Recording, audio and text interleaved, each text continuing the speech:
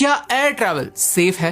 आज as a traveller मुझे ये सवाल अंदर ही अंदर खाए जा रहा है। एयर इंडिया देश की सबसे पुरानी एयरलाइन और ड्रीम लाइनर 787 बोइंग का सबसे सेफेस्ट माना जाने वाला एयरक्राफ्ट, फिर भी अहमदाबाद में जो क्रैश हुआ उसने मेरी नींद उड़ा दी। लेकिन बहुत लोगों को ये पता ही नहीं होता कि ये एयरक्राफ्ट जिस कंपनी का था वो कंपनी भी बहुत समय से कंट्रोवर्सीज में रही है, जिसकी वजह से क्वालिटी कंट्रोल को लेकर थोड़ा शक उन पर भी जाता है। इन्हीं कंट्रोवर्सीज की वजह से वेस्ट में एक ट्रेंड चल रहा था, if it's Boeing I am not going. 2018 और 2019 में बोइंग के 737 मैक्स 8 के 2 फ्लाइट्स टेक ऑफ के बाद कुछ ही मिनटों में क्रैश कर गए। इन एक्सीडेंट्स में 300 से ज्यादा लोगों की जान भी गई।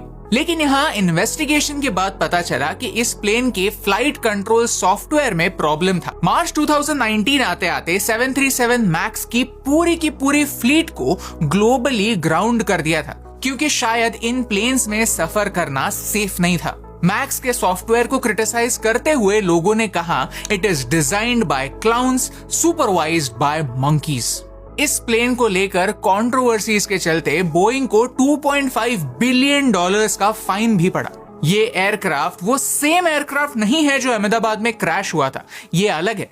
तो चलो अभी उस एयरक्राफ्ट की बात करते हैं। 2013 में बोइंग 787 के 50 जहाज ग्राउंडेड थे क्योंकि उनकी बैटरीज में प्रॉब्लम था। उसी साल जापान में वायरिंग का एक इशू पाया गया। आगे जाकर जनवरी 2024 में बोइंग के एक इंजीनियर ने इसी एयरक्राफ्ट के फ्लॉड मैन्युफैक्चरिंग के ऊपर सवाल उठाए थे। न्यूयॉर्क टाइम्स के इंटरव्यूज में उसने ये बताया था कि फ्लॉड मैन्युफैक्चरिंग की वजह से हजारों फ्लाइट्स के बाद aircraft mid air brake apart कर सकता है। वो कहता है कि मैं 3 साल के लिए ये इश्यूज रेज कर रहा था, लेकिन मुझे पूरी तरह से इग्नोर किया गया। पिछले साल सिडनी टू ऑकलैंड जाते हुए बोइंग 787-9 की एक फ्लाइट में मिड एयर टेक्निकल इशू हो गया और अचानक से फ्लाइट ऐसे नीचे आ गई। लोगों के सिर सीलिंग से जोर से टकराए और इसमें 50 पैसेंजर्स इंजर हुए।